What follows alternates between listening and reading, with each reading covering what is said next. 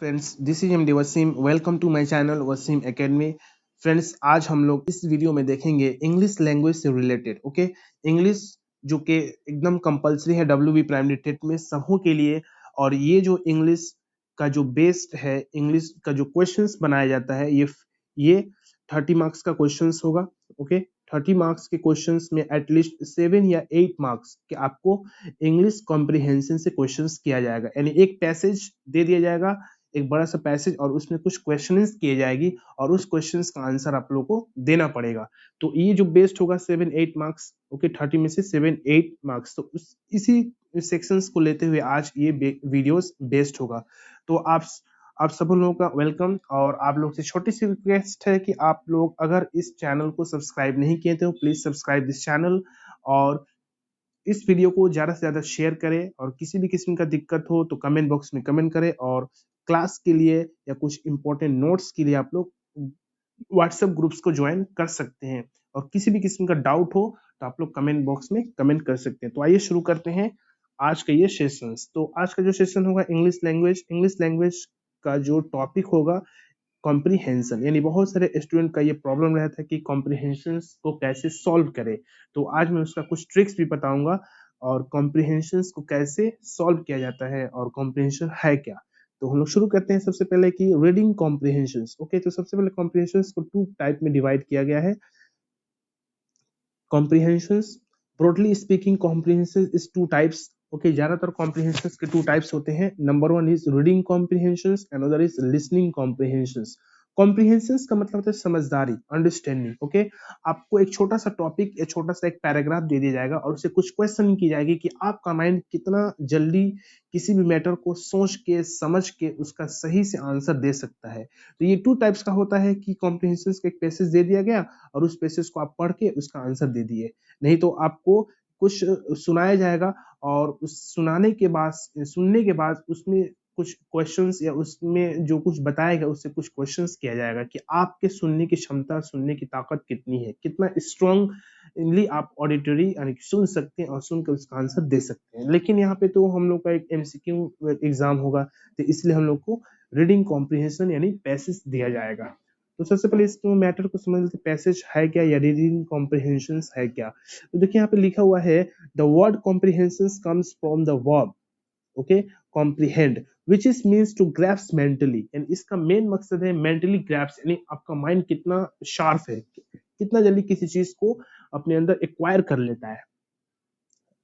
Thus, by comprehensions we simply mean the understanding or grasping. Okay, यानी comprehensions का simple जो meaning होगा understanding और ग्रास्पिंग, आसानी से समझ जाना, ग्रैप्स करना, किसी चीज को आसानी से अपने अंदर लेकर के अच्छी तरह से समझ लेना और एक idea banana. Grasping the idea of what read spoken, यानी क्या पढ़ लिए हैं या क्या हमको बोलना होगा, पढ़ के क्या बोलना होगा या क्या सुन लिए, क्या उसका आंसर उत्तर देना होगा। It is a two sided process, ये टू साइड का प्रोसेस है। यानी आपको एक मतलब सुनना होगा या पढ़ना होगा, फिर उसके आपका आंसर देना होगा। It is required understanding of what is presented, यानी ये बेस्ड है क्या प्रेजेंट, यानी अभी क्या आप पढ़ लिए हैं और पढ़ के आपको उसको क्या आंसर दीजिएगा। ओके, तो ये हुआ आपका कॉम्प्रिहेंशन का मीनिंग। तो यहाँ पे देखिए कुछ और दिया हुआ है, to be skilled in comprehension one has, यानी कॉम्प्रिहेंशन में आपको स्किल पैदा करना है तो आपको चाहिए has to be adept in understanding.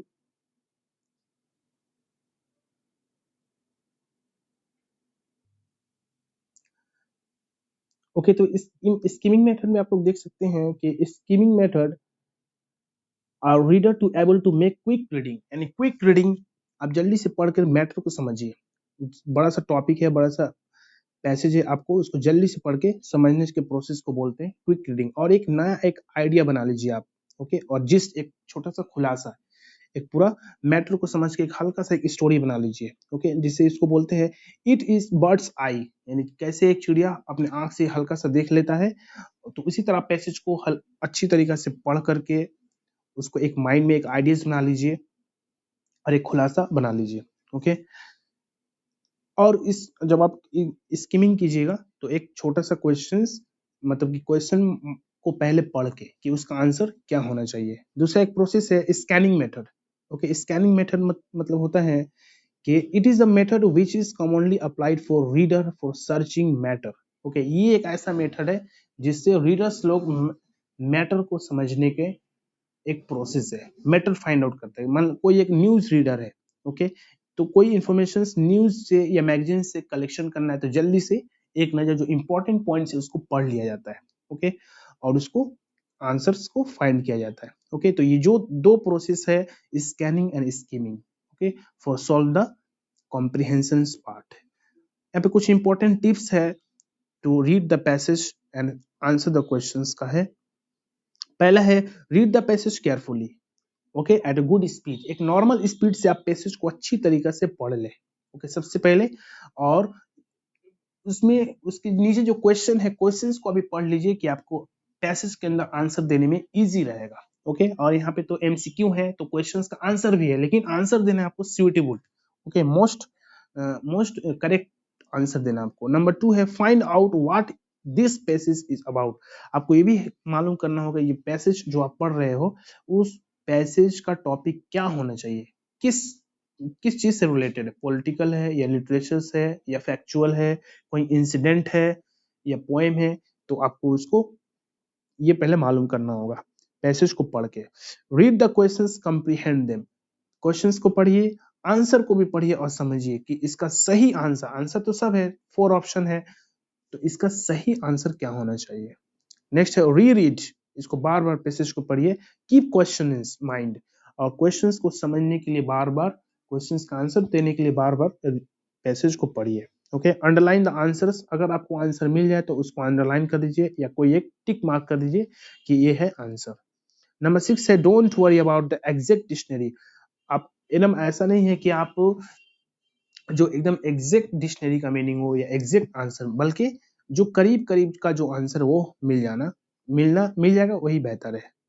7 is give short clear answer. Answer अगर लिखने वाला तो नहीं है, एमसीक्यू है तो शॉर्ट आंसर हो, जो कि सुटेबल आंसर हो आपको टिक कर सकते हैं। अगला है use simple words and correct sentences, ये लिखने वालों के लिए है। अगला है for answer quick the passage don't add your assumptions, okay. Answer जो एमसीक्यू में है उसी के हिसाब से ही आप आंसर दीजिए और अपना प्री अजम्पशंस को ऐड मत कीजिए। बताया जा रहा है कि stick the time limit suggest. अभी से आप लोग प्रैक्टिस कीजिए डेली 10 से 15 मिनट।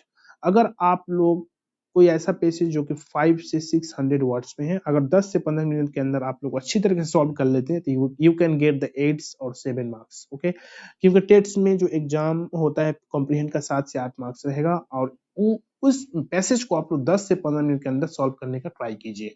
और ये होगा कंप्लीटली प्रैक्टिस से। आप लोग बहुत सारा मतलब कि पैसेज को लीजिए और पैसेज को सॉल्व करने का अभी से प्रयास कीजिए, प्रैक्टिस कीजिए, ठीक है।